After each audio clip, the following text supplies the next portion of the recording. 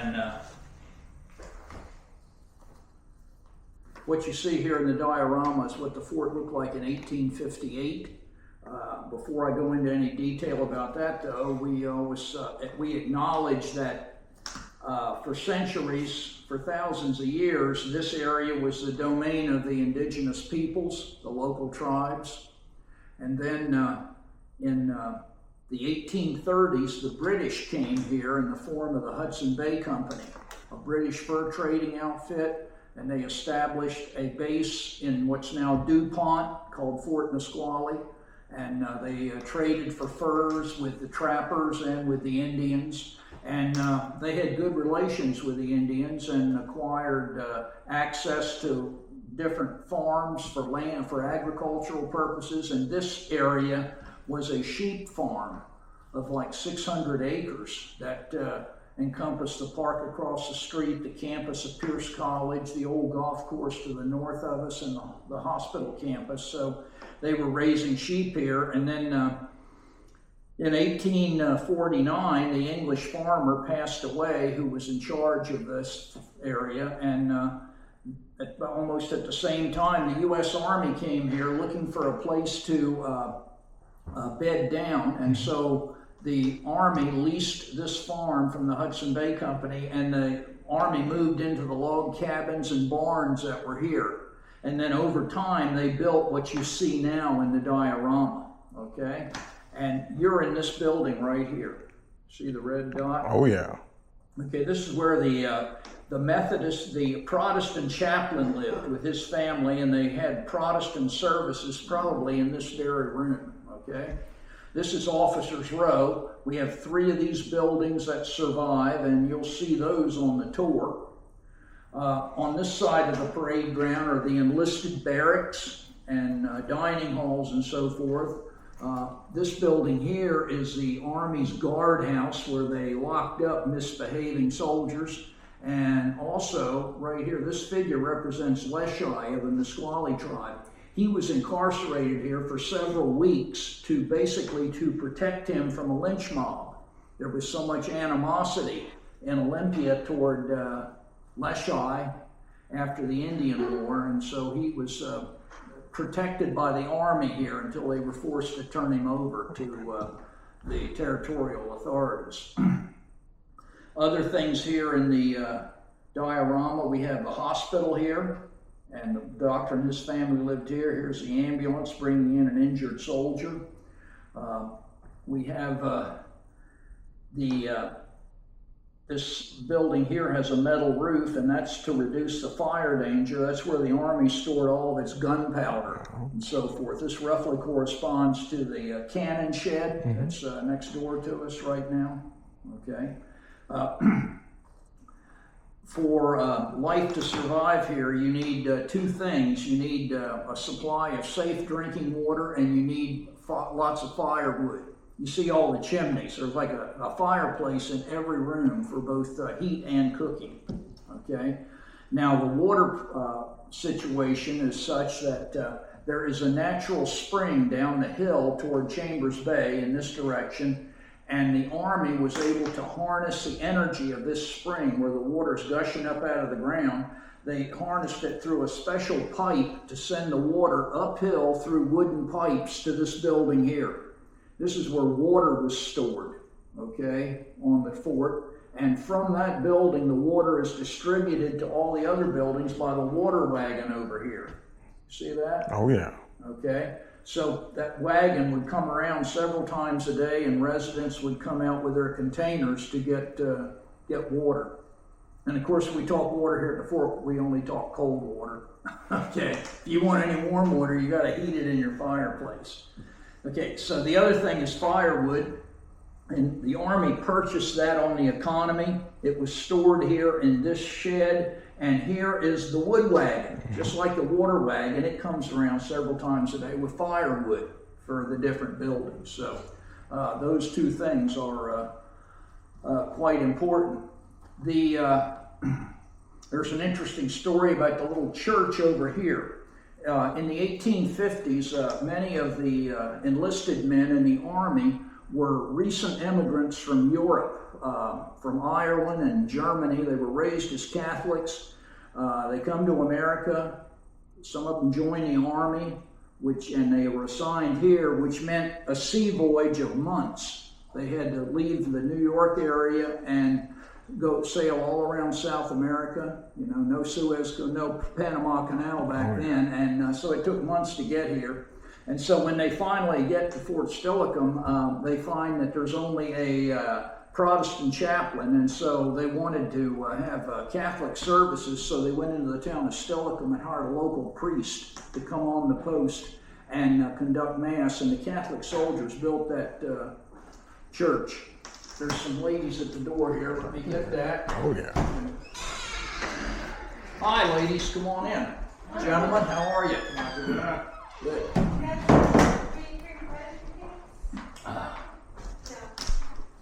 So that building was moved in the 1860s, that church, to Steilacoom, where it's still in use today. It's halfway up Main Street on the left as you climb the hill toward the fire department. So it's part of the St. John Bosco Parish, so that's still around. Over here, these 4 small buildings on the perimeter were occupied by women who were married to enlisted men who were on the Army payroll to do the laundry. These women did real well financially. They got a government house to live in, they got rations from the government, and they got paid by the number of garments they laundered. But they had to work real hard. I mean, we have an exhibit in one of the other buildings of the washboards and the tubs and so forth, and there would have been clotheslines between these buildings, where they would hang clothing out to dry. And keep in mind, the clothing is wool. So everything the Army issued in the 1850s was wool, including wool underwear. Okay? Pretty itchy on a hot day like today. Exactly. So that's the way things went. So it was compared to other women, that was a good job. Welcome, folks. I'm speaking, and I will, repeat what you've missed later on. Okay, we're talking about the diorama here. I'm talking about these 4 buildings here.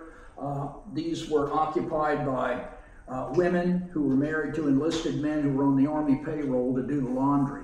They did well financially, but the only drawback was Army policy was such that if your enlisted husband died, the lady had 30 days to move out of the house. Oh, wow. And so that policy led to, in some cases, what I call instant romances.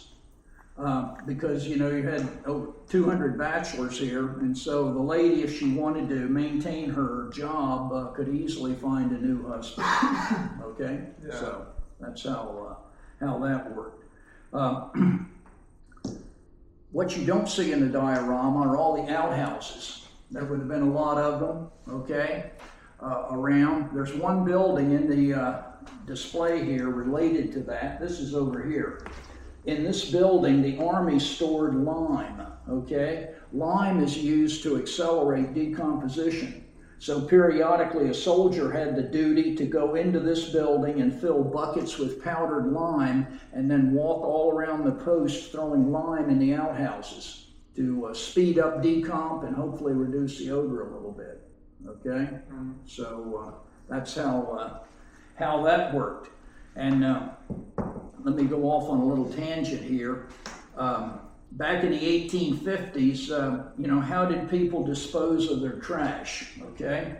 Anything that would burn, like paper or wood, they threw it in their fireplace. Mm-hmm. Anything that wouldn't burn and was relatively small, like broken plates, bent spoons or whatever, they threw them in the outhouse, okay? And that's why today an archaeologist loves to find the site of an old outhouse, because you can excavate and find all kinds of artifacts there, because, with an outhouse, once the pit is filled to a certain level, they would, move the wooden structure to a new pit and then fill in the old pit, with dirt and so forth, bury it, so that's what an archaeologist would love to find. Okay. In 1855, the Army here was involved in what's called the Treaty War. This was a reaction by the local tribes to the treaty imposed upon them by Governor Isaac Stevens. Basically, the governor set up reservations for the Indians that were not where they normally lived, okay? And so they went to war against the American settlers in the area, and so most of the combat was in what's now eastern King County, eastern Pierce County, like in Enumclaw and Buckley, Bonnie Lake, out in that area. And so to get there, the Army had to travel on the paths the Native Americans had used for centuries that are only wide enough for one horse, okay? No wagons, not wide enough for that. So what the Army had to do, its primary weapons over here, this is called a mountain howitzer. This gun can be taken apart and its components packed on the back of like 3 or 4 mules or horses, okay? And then they would lead these pack animals down these paths, and when they got to a location where they wanted to confront the Indians, they would put the gun back together again. Okay, so that's how that worked. And but this whole experience made everyone realize, hey, we need some roads out here, wide enough for horses and wagons. And so the military, the Army built roads. They built a road down to Vancouver, another road up to Bellingham, and a road to the east over the mountains to Fort Walla Walla. And you still see the sign Military Road today in the various towns here. That's the route of, that the Army did. Okay. In 1859, the Army here deployed by ship to the San Juan Islands for what's called the Pig War. This was a boundary dispute between Great Britain and the United States over where the boundary is in the San Juans. The treaty between the nations said the boundary was the 49th parallel, which is easy to define over land, but it becomes ambiguous over water, and so each nation was claiming islands in the San Juans, and and it's called the Pig War because an English pig was killed by an American farmer. The pig got in his garden. And so both nations sent military forces up there. The Royal Navy was there, the Royal Marines, the Army from Fort Steilacoom, U.S. Navy warships. And there was this military standoff for a long time, until the boundary was settled by arbitration. But, that was a big deal back then. No, they built their own church over here, which is still in existence in Steilacoom now. Oh, okay. This building was 90 feet that way originally, lined up with the parking lot over there where the barracks used to be. So this is the hospital. When they took it over, they moved it forward to match up to this road. Oh. This is the only one that's been moved. The other ones there's some missing, but they're the original spots where they were. And these are the men, soldiers used to live in barracks, a lot bigger buildings. And in the hospital, when I took it over, they used them for patients' wards, and they let it go. They let them go because they knew they were going to build something better. But the doctor's office, doctors would use these for their offices right up until when I was riding bicycle through here in the 1970s. Oh, wow. Well, like anything, money's from the state goes to the care of the patients or building the buildings, and these go to waste. So in 1980, that's when the association took this place over and revamped or remodeled to original specifications. These buildings, what was left of it. The terrain here is very much what it was in those days. Yeah. Don't know if that was a wet creek down there, but it probably was one time or another.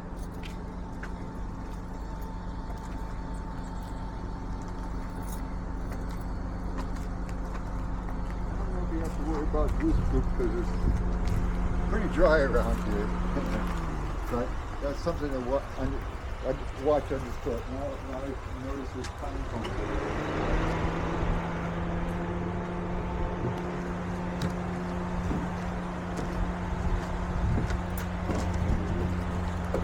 Oh, you know, I'm thinking another tour because this is full of. Let's go to another building. All right. Because they're going that way. And it's better to see an empty building than.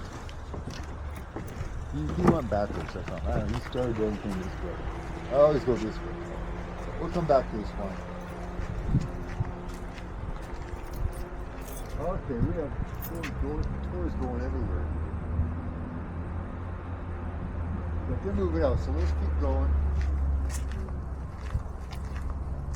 We used to get a couple more of these cottages.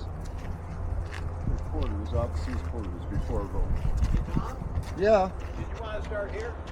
Yeah, I always start here, but if you're full. Yeah, no, there's room for Tug. So if you want to keep going that way, you can. Tug has room for you. He's going that way. See, that's the flow. Whatever you want to do, man. But I'm just saying, you have room here. If you want to start in this building. Back to here. Because Tug, we got to keep the Navy guy busy, or so.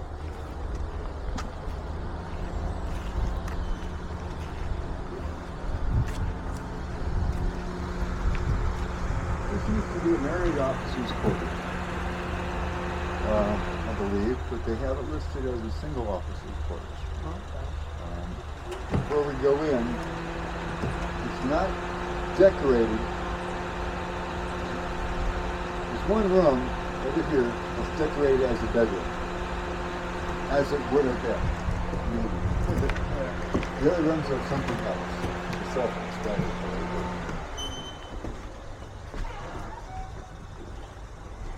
Okay, he's in there. So we're going to go to. This is a decorated. It's not. This is my bedroom. It's decorated as a Sutler. Are you going to brief them quickly? Okay. And may introduce yourself. I didn't introduce you. So, welcome to the fort, and thank you so much for coming. My name is O Pouts. So, it's O as in oh my, and pouts like a child pouts. And that's a Chinook word, and it means rudder, as in the rudder of a boat or ship. So I'm a U.S. Navy sailor from the 1850s. A sailor at an Army base? Well, yeah, because what would happen is Navy ships would drop anchor in Steilacoom Harbor.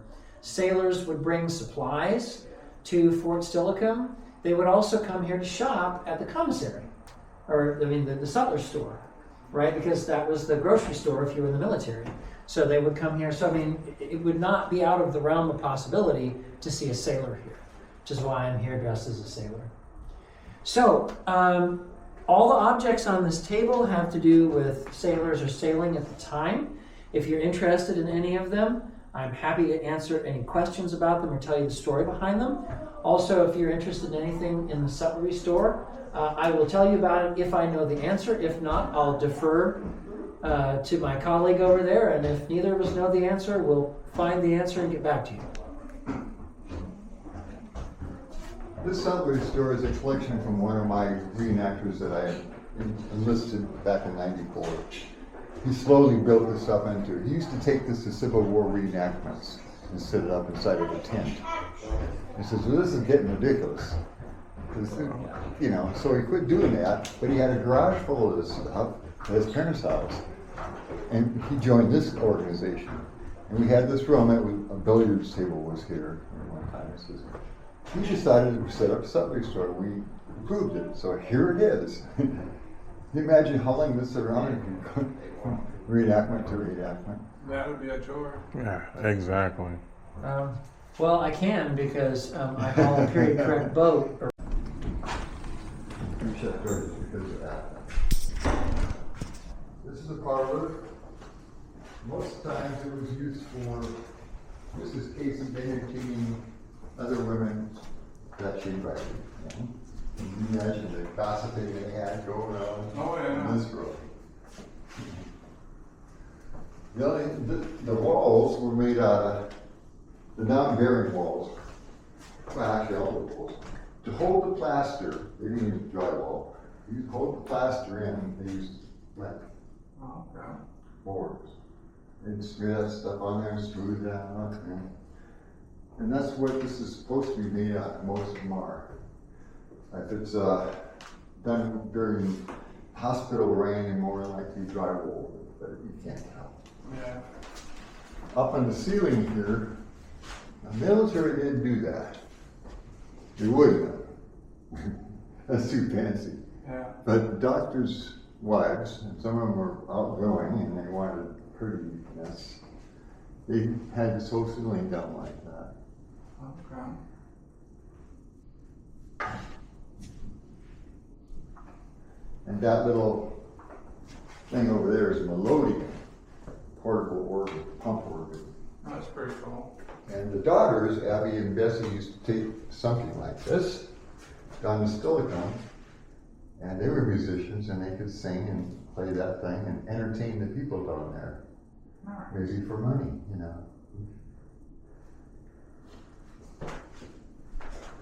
I guess the kids, some kids were raised that way in Victorian days.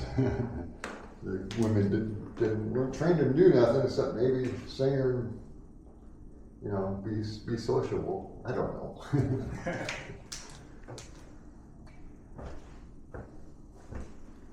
But they didn't want to be soldiers. Or that. Maybe they did. There were some in the Civil War that were, you know, but they had to pass the visual that they were soldiers. So was that like a painting done and then?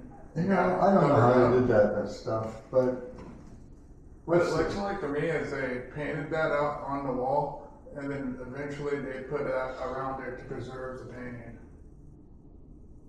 oh, the plexiglass, yeah, Yeah. because they saw what they was doing, scraped it away and found that. They didn't want to do the whole thing because they wanted this to be a military, the way it was. Yeah. But they wanted to keep this for samples. Same Oh, okay, so that's leaving what's that underneath. bare. This wasn't, they wouldn't have had it that way.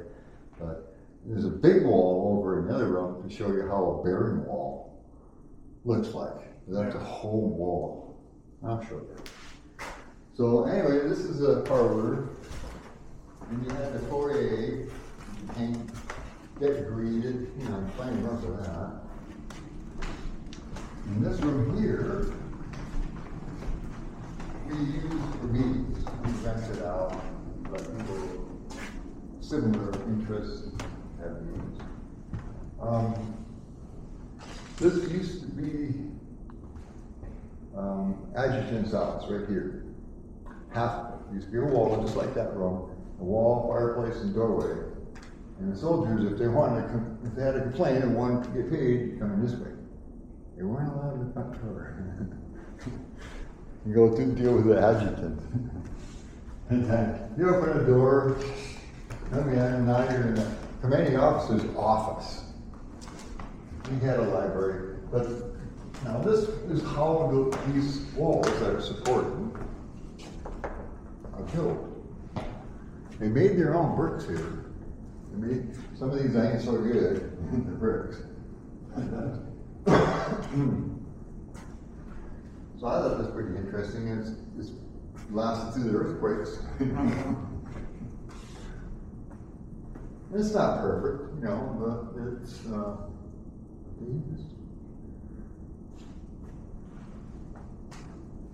we made our own. We call it cement nowadays, or concrete. But they made their own. They had a line house over by the barracks over there. It shows in that diorama what the line house was. Yeah. And they did a lot of other things too. They whitewashed the buildings, everything that looked supposed to be white. But they made their own stuff, a lot of it. And the burning stoves, they had imported, but they made their own flutes. Yeah. And they sold them to various people. One time they sold it to a Chinese restaurant in Steilacoom. And in those days, instead of plastering the ceiling, they would cover it in canvas, on a cloth. Yeah. And a spark escaped from the fire boiler, or whatever you call it, down there, and it burned up the Chinese restaurant. Oh man. So, no, that's good. That's an easy way to go on. I'm not going to show you any doors closed. What I'm just going to tell you is a modern library, and there's all Civil War era type books. You can go on upstairs. It should be self-explanatory. You have a son's room over here and barracks over here. That's not what was in here. Originally, it was the parents' room over here, and the kids were over here, and the maid was in the middle. But we have displays. Yeah. That's what I'm telling you.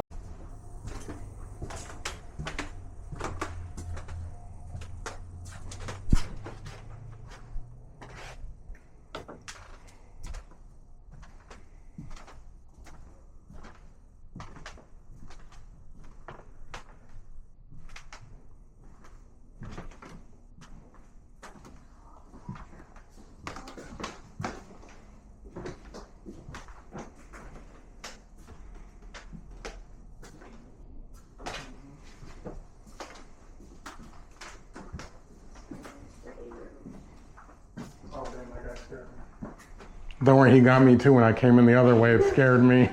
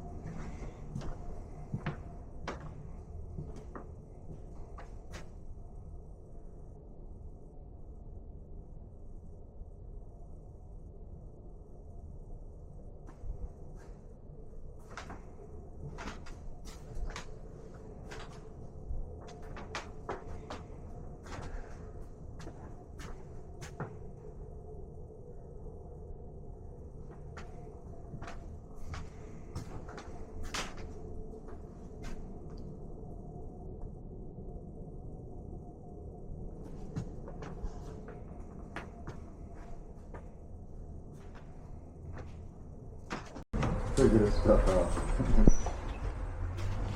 So you can go right there, and there's your parlor.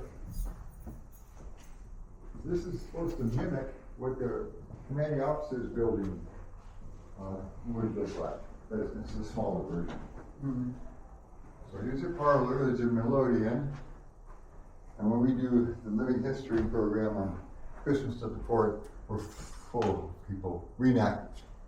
So when if you're public, the paid public, paid tickets, you're allowed to peek in and listen to the conversation. And they get pretty lively. They sing Christmas songs, you know. They light a tree. Nice. It's a nice little show.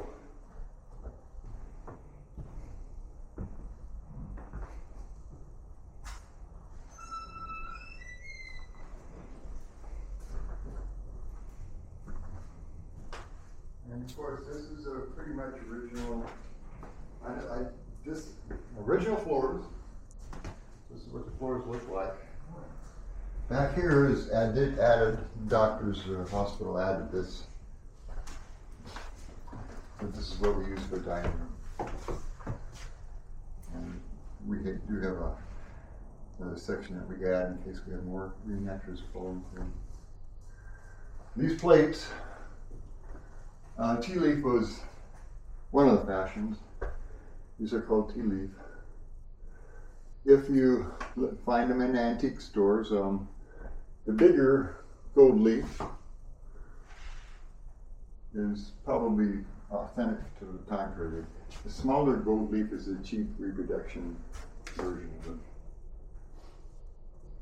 it. They had willow, they had blue willow, red willow, black willow plates in those days. Amongst other things too. But That teapot's pretty cool. That teapot's pretty cool. yeah, they had a lot of teapots, served a lot of tea. And not so much coffee, just lots of tea. They still continue in those days. And I can't say when they got coffee heavy, but I know they were anti-tea because of the tax and the revolution and that kind of thing. So. Was that the bathroom? Actually, it's a modern furnace room, Oh, but that would have been the back door, probably. I don't know. oh, there's That's one. the Bathroom outbuilding. stoves, the bathroom restrooms were Outbuildings. all bath. Yeah.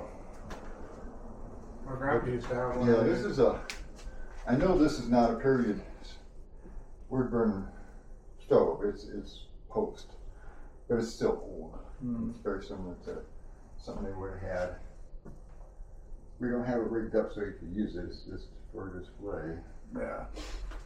And the fresh water came from, we had a water tower, you saw it on the diorama, sitting back here, and all that water would be pumped up into it and then, drained and then distributed amongst whoever needs it.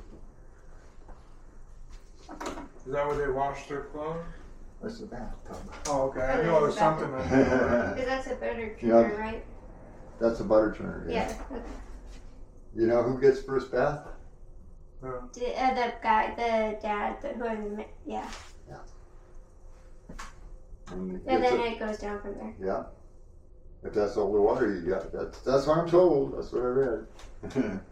He's usually the dirtiest and grubbiest, because he's been working on it. So. Yeah. Yeah. But he was the king of the castle in those days. Mhm. Step up here. Anyway, you catch that? These are original floors.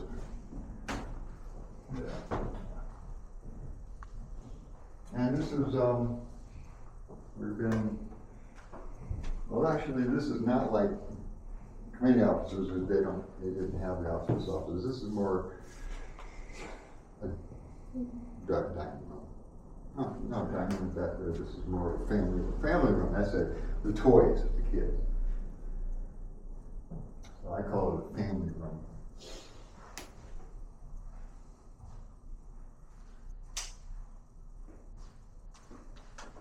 Anywho, you can go upstairs if you want. I think there's displays up there for bedrooms.